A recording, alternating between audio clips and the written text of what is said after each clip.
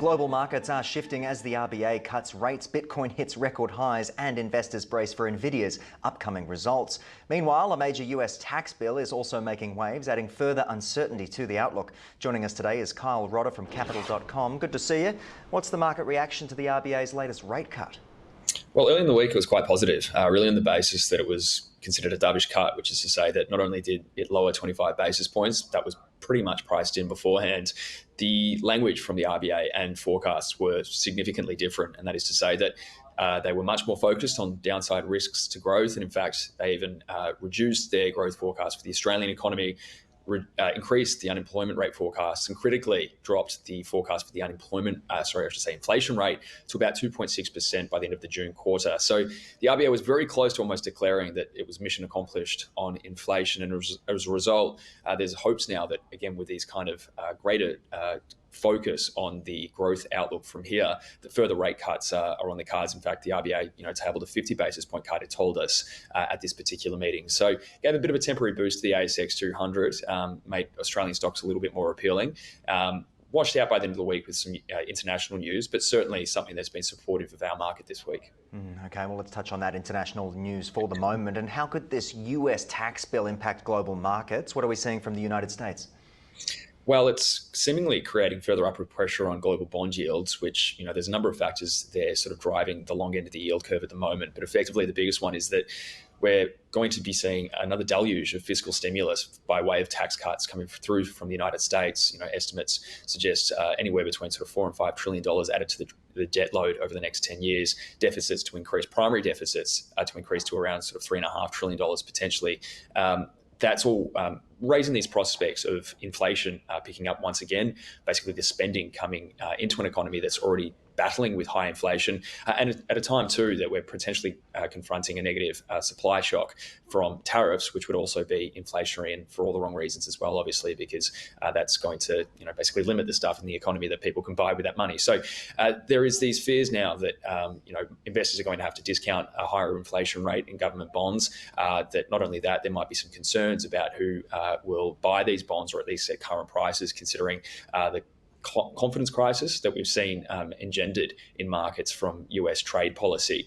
And as a result, that's putting downward pressure on equity valuations and, maybe keeping the market slightly on its toes as this bill last night passed through the House and now is on its way to its on the way through the Senate.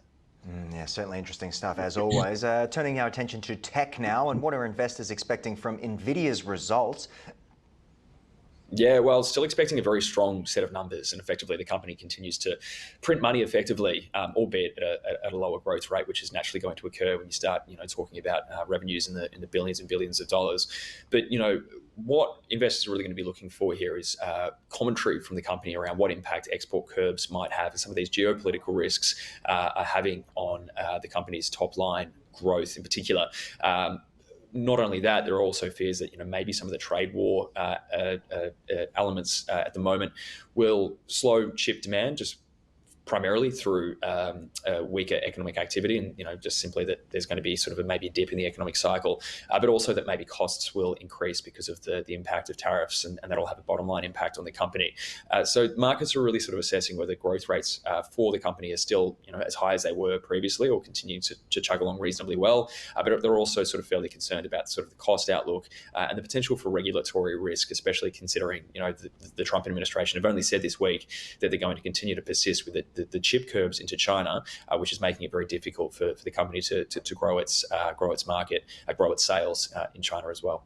Yeah, okay. So why is Bitcoin breaking records, if we can turn our attention now to the crypto market as well?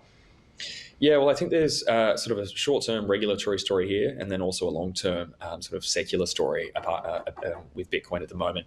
The regulatory story is twofold. In the United States, we saw a stablecoin bill pass the Senate this week, which more or less is a reduced regulatory risk for the entire crypto ecosystem. We also saw in Texas, the state government there passing a Bitcoin strategic reserve bill, which will obviously add marginally to demand for crypto, Bitcoin in particular. I think what's really interesting, though, is what we have seen over the last sort of 2 months or so, especially since the Liberation Day tariffs, is that there's been a reduced correlation between Bitcoin and US tech stocks, which is typically traded in a very tight correlation with. And trading in such a fashion that isn't like a risk asset, but more like a traditional safe haven and a store of value and a non-fiat hedge, which obviously Bitcoin has always touted itself to be, but has never really behaved in that particular fashion. So the fact that we're seeing Bitcoin push to these highs is, not just, I think, a story about the changing regulatory environment and the mainstream adoption of the crypto, but also that it's actually behaving now as a way, as a hedge against fiat currencies, as a safe haven to hide out from this trade volatility, as well as fiscal settings in the United States that are looking for many quite unsustainable. And it's a milestone potentially for the crypto as it climbs to about $112,000 per coin as we speak. Goodness gracious me. Kyle, I'm curious to know what all of this means if we distill it down. What does it mean for Australian investors moving forward, do you think? I think in the immediate term, we could be seeing some renewed volatility just on the basis that, and downside risk effectively, because we've seen the news flow when it comes to trade slow to effectively a trickle. There hasn't been any kind of progress on deals with major trading partners, no sort of talk on any further lowering of tariffs from the States. So investors have run out of good news to sort of buy into.